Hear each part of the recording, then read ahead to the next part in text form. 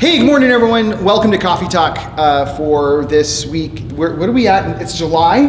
July. It's the third week of July? It'll be 15th when this comes out. Boy, yeah. Time is moving on. Hey, thanks everyone. First off, right off the bat, thank you for everyone who was praying for last week when we had VBS on. Yes. We had an awesome week together and so much fun. I wish you all could have been here to be part of it, and but you were in a way part of it just at a distance. And so huge thank you to all the people who were here helping out, all of our volunteers, and everybody, of course, all the parents who trusted us with their kids for all those hours. And so thank you very much to everyone who was part of it in that way.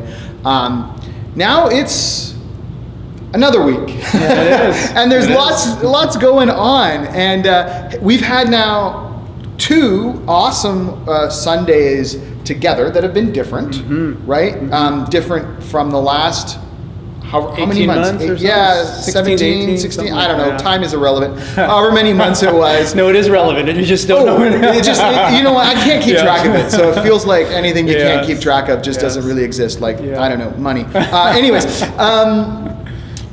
so here we are. We had an awesome Sunday. For those of you who were able to join us, we had lunch together. We got to meet some new people who have joined Lakeview in the last number of months, but haven't really met many people yet. And we could reconnect with those that we've talked with a little bit here and there over the last number of months. And I think in everything, the whole point isn't just to know each other better, which is an important point, but really the main point is that God would be praised and glorified, and I think that happened. And so it was a great week together. Jeff, what's maybe like a highlight or something that's been key, maybe something God's been laying on you, or just something you're celebrating this week that's come up in the last few weeks? Yeah. Even. Well, speaking of Vacation Bible School, I had a few different comments about how just how great that was. How the people that were involved loved being involved, loved being able to share the gospel, see the kids, see the responses, interact, all that. That was, so just hearing those stories was really cool. That just makes me excited because some of our people that are our age or older, investing in children that aren't their own, as well as their own, is just really exciting.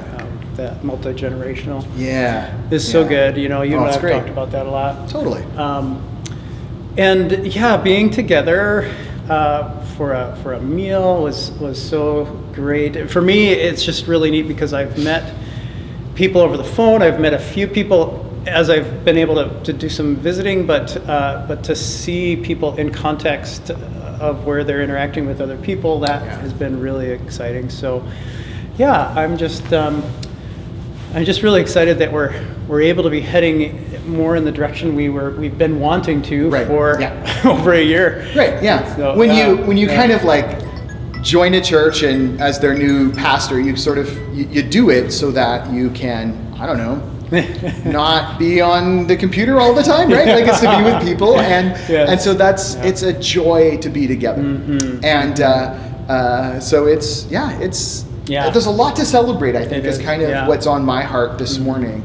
In the midst of all of the tragedy in our city, in our province, in our world, because there's we're not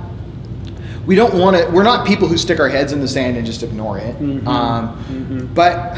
But God is still good, and He's still in control. And so it is sometimes hard to understand, and I think it's really natural for people to come to weeks like this where you're like, people lose lives because of, cranes collapsing and lose homes because of fires. And, whether they personally or loved ones they know are impacted by looting and rioting in South Africa, and we've got, disasters in China. Like around the world there's hurt. Yeah. But you know what?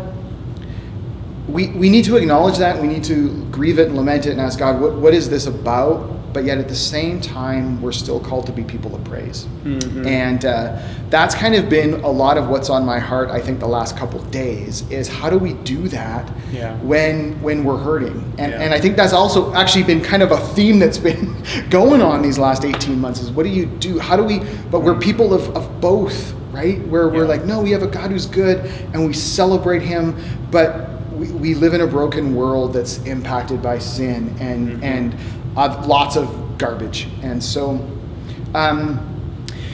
so we pause and we look back on weeks like DBS and go, man, it was so cool. There was so much fun to see like the little, like there were some 4-year-old boys that, one of our volunteers kind of opened a back door and invited a bunch of young kids in, but they're so cool. They're so like, I love watching them show up every day, and they're just like, they have backpacks on that like look like they weigh as much as the kids. They're not that heavy, but they're ready to go, and they're raring, and the eyes are huge, and they're like, and it's so cool, and there's so much. There's just so much potential there, and just so much stuff that's just so exciting. And so it's great, and all of this is I don't. One of the things, church, we want to invite you to do though is we thank you for praying for last week for all the ministry that's going on, and we want to remind you that Drama Camp is coming. That's right. And so be lifting up those who are preparing for it. I know Lori and her crew, they're already working on sets. Oh yeah. And getting all that Drama Camp isn't just 1 week of the summer. There's lots of preparation, like any ministry, lots of preparation that goes into it ahead of time, right from conception of what's it going to be, what people do we need, how do we get them registered, and then now it's the more of the hands-on kind of stuff. And we are, I think, 3 weeks away from camp starting. Pretty close. I'd have to look at a calendar to know the exact. I know it starts the second week. It's the second week of August, and so it's coming quick. And so be praying for all the preparations. That's what we invite you to do is be lifting the whole team up there, so that we can have this place with kids and youth who are using the gifts of drama to tell a story that makes God known. And you know what? Sharing joyful, fun events is an important part of our spiritual journey, especially not even just when we're young, as adults too, right? That shared memory bonds us to something incredible, to the family of God. And so be praying for that, we ask. Tell us about this. So here's another thing that's going on at Lakeview that it's another one of those things. You're a part of this, a major contributor to this, though you probably don't know. A couple weeks ago, I'm going to back up to a few weeks ago, we were having a conversation about all the ways that Lakeview is trying to help the community that we probably don't really know about. And that's to say that I know some of you are making real, you're involved in serving in the community in lots of different ways.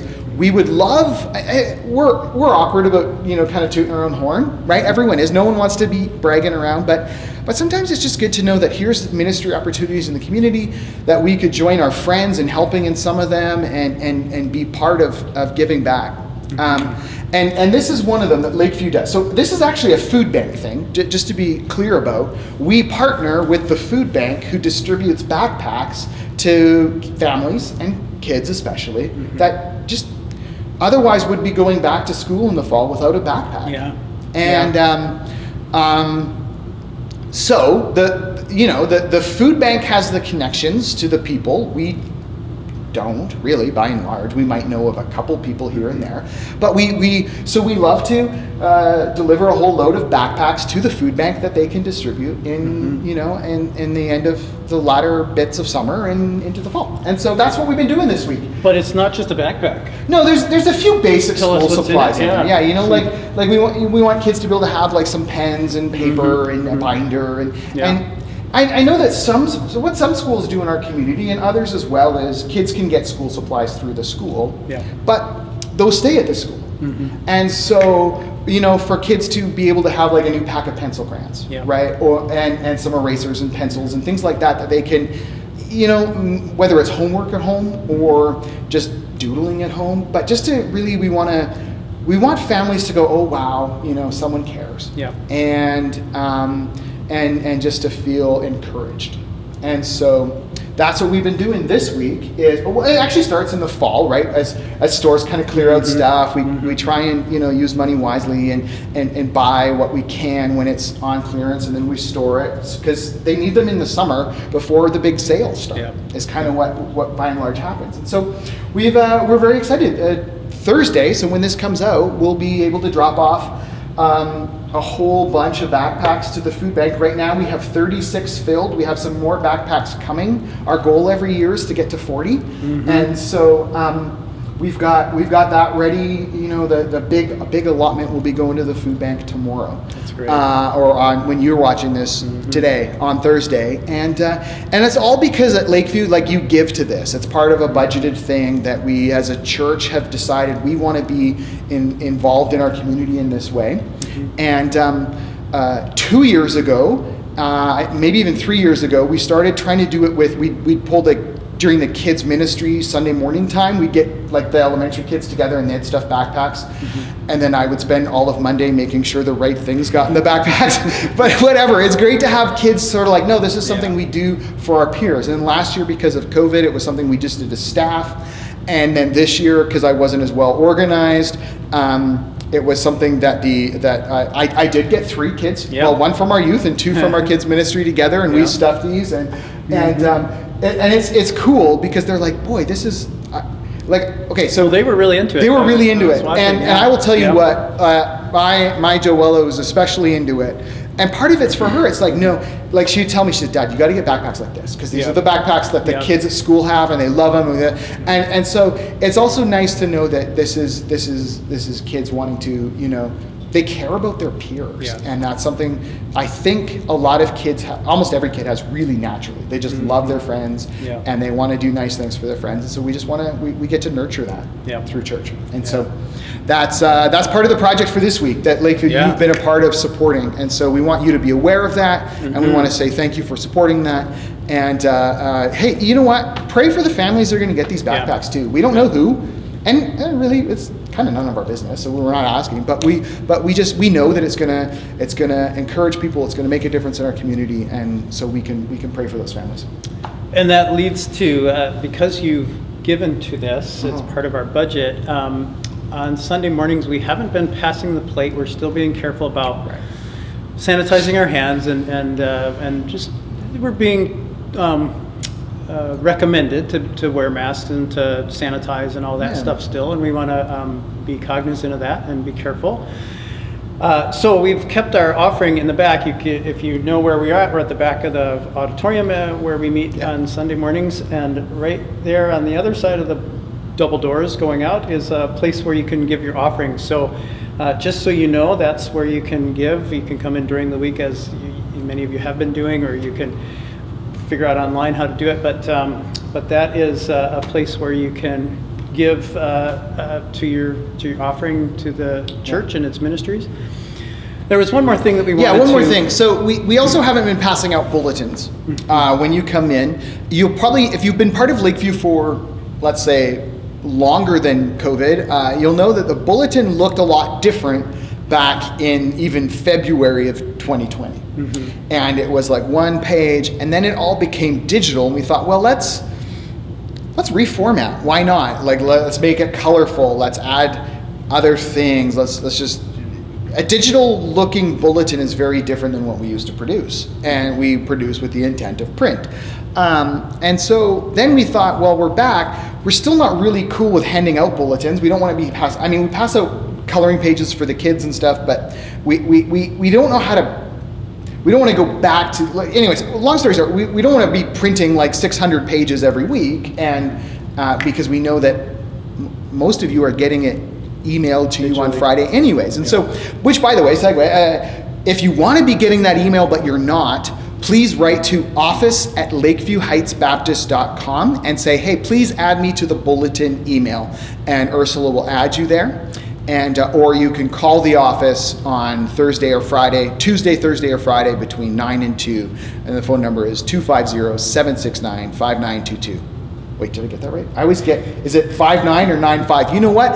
I'm going to look it up, and I'm going to print it along the bottom of the screen so that it will be right. Whatever it says right here is the correct one, because I almost never called a church. Now, this is what I'm realizing in this moment as I'm talking. I never called a church, and if I do, it's saved in my contacts as work, and I just go work, and I never look it up. So I will look that up, and I will add it digitally along the bottom. And if you call that number, you can leave a message anytime, and Ursula's in 9 to 2, Tuesday, Thursday, Friday. and she will make sure you get added to that bulletin list. But anyways, all that to say, we're still sticking with digital bulletins, and what we've done though is it is kind of nice to have it with you. So if you bring a tablet or a phone with you on Sunday morning, as many of you do, and I know you come in and you silence your ringers and all of that, but for some of us, more often than not, this is also my Bible during the service. And while we're, if we're reading together, whatever, I'm on my phone. And so we've created a way just for you to really quickly get the bulletin on your phone, tablet, whatever you bring with you. And you'll see a sign at this right by the door as you come in the sanctuary, in the foyer.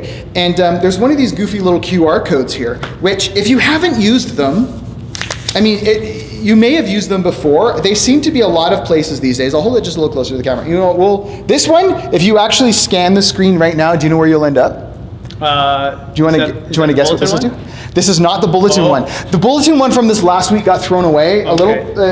I didn't ask Ursula to save it. I didn't think to do that. I didn't think I was doing this on Wednesday, and so yesterday it got trashed. This will take you to the Wikipedia article for QR codes. All right. All right. Yeah. So, anyways, all you do is you open. If your phone is newer than Jeff's, but older than mine even, and mine's already a couple of years old. You just open your phone, which apparently... If your phone is old like mine, you can just download a QR reader. Absolutely. From the Play Store or from whatever Apple's... That's right. iTunes or something. Right. Yeah. And with Apple, it works well with Apple's. With that, I don't want to point fingers at what generation necessarily, but they're older.